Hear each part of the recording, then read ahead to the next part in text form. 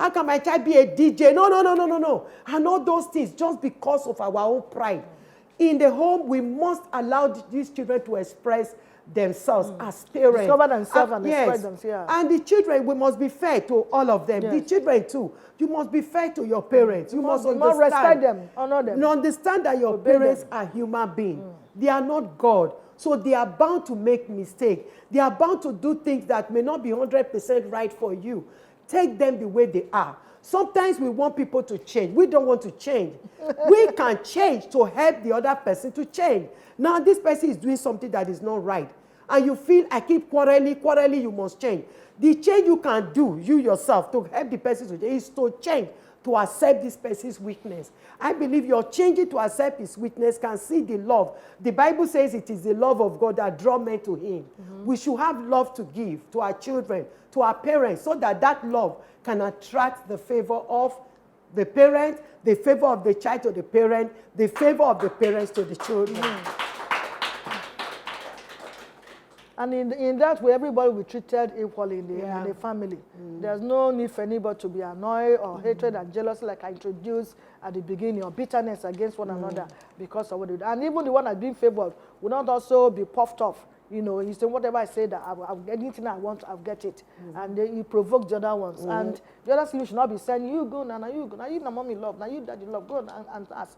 Because that is also very, very wrong. So parents thinking that you favor one person and allow other children to know about it because you want them to change. No, now that it's not like that. Oh. It's not like that. You create more problems. You create more harm in your family. You create disunity and disagreement all the time in your family. Your family will no longer be enjoyable if you continue to do that. But continue to, even the one you feel is not living up to expectation as a mother, continue to draw that child close. Sometimes sit down with the child. You see, you do this way, you do this way. You know, you did this last time. I didn't like it. So ensure you don't do that. By so doing, you can even make that child to change by yourself as his parents. And the child will listen to you more than saying, why not see what John is doing? Why not see what James is doing? And do like that. They are really different.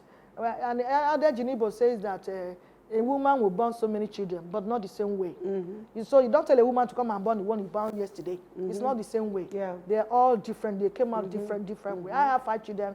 I can tell you boldly that I have 5 experience from those 5 children. So it's like that. So because of that way, they didn't come the same way. I don't expect them to also behave the same. But it's our responsibility as parents to carry all our children along. We'll take a break. I'll come back and enter question and answer session. Vivid view, say and do it. My name is Deji.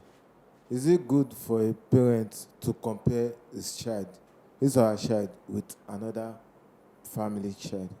Thank you. My name is Temi. My question is, how should family members be treated equally? My name is Michael. My question is, in a situation where a particular child is not living up to expectation, what should the parent do in order for the siblings to believe in him or her? Welcome back. The question has been asked by audience. I direct them to our guest for her response. Pastor Dolly. Yeah. The first question I have here is that, is it good for parents to compare their children with other children outside? I want to say that parents don't need that comparison. You need to do your homework. Your homework is to raise the children to do the right thing. And that homework, you're not going to start it when they are grown. From when they are children. Toddlers. That's when you start training them. That's why you start building their interest in reading books, building their interest in doing house chores and all that. So when they grow up, they will not depart from it. When they are grown, you start comparing them. Look at how much success this one is achieving outside. For me, it's one of the problems we have in our society today as a nation. Everybody wants to be the other person. You don't know how the other person gets there. Nobody want to concern themselves. For me, that's even a failure on the part of the parents. You know, start that comparison. It's a failure. Nobody wants to concern themselves with how did this person make it. You just go and make it like that person. It's very wrong. Comparing your child with the other person out there. Then the second question is that you have some children that are not measuring up to standard in the family. How can the parent help the other members of the family to have confidence in that child or to believe in that child.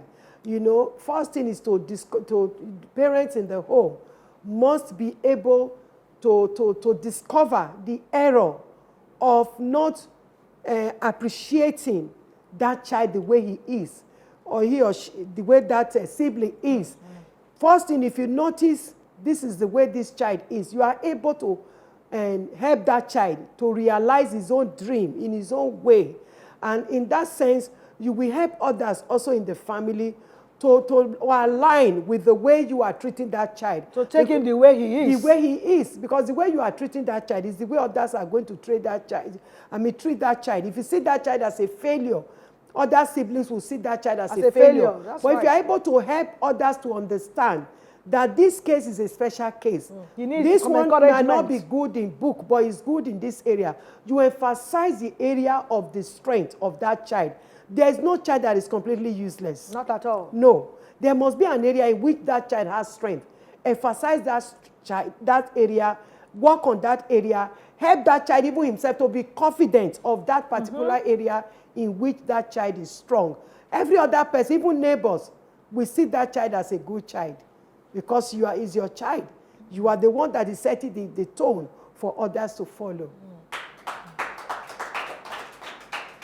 Then the third question, how should family members be treated equally? Again, I want to say that for them to be treated equally, it is, in most cases, it is the way you behave that will attract the kind of response people give to you. That's right. But I also want us to know that in that sense too, there is nobody in the family that is perfect. We all have areas of weakness, areas of strength. Treating them all equally is emphasizing the area of strength of every member of the family. First, you notice it. This is the area this one is strong. This is the area this one is weak. You work on that the area where that person is weak, and also help him to work on the area whereby that member of this family is strong. I want you to understand is that we cannot really be neutral in the family.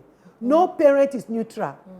There must be a child that you are attracted to by the behavior of that child, by the way the child does things. Those things are there, but don't show it. One of the ways you can is not to show it. Don't let any child know that you love this one more than the other one. You must try as much as possible to be neutral in dealing with them. You must try as much as we know you are ordinarily cannot be neutral. But you are the one who deliberately decide to be neutral in the way you treat every member of the family. As parents, even as siblings too. Even some siblings, they have the one they say, this one is my favorite brother. This one is my favorite sister. But you don't need to show it. There are brothers and sisters that are closer than the other. You don't need to show it. I have a case where I have a brother that is very close to me. Among my mother's children, I happen to be close to everybody. The men, I'm closer to all the men anyway. But there is a case of maybe somebody want to ask from that particular one. They want to come through me. I always tell them, no, if you ask through me, he doesn't like it when you ask through me. And that's the truth. He prefers them. He feels that they feel he's a bad person. That's why they don't come to him straight. And he's not a bad person. You go directly to him. If he tells me that you ask, I will now add my own to it. I will encourage him to give to you, but I can't be the one that will ask for you. So we must try as much as possible to avoid a situation that will place us at the center of a bossy ring, whereby all we are doing is settling issues in the family.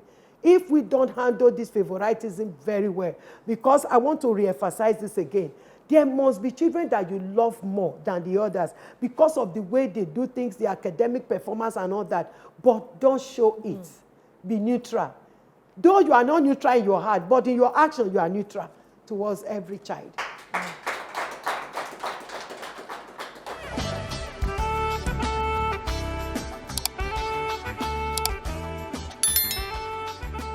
This is VVV.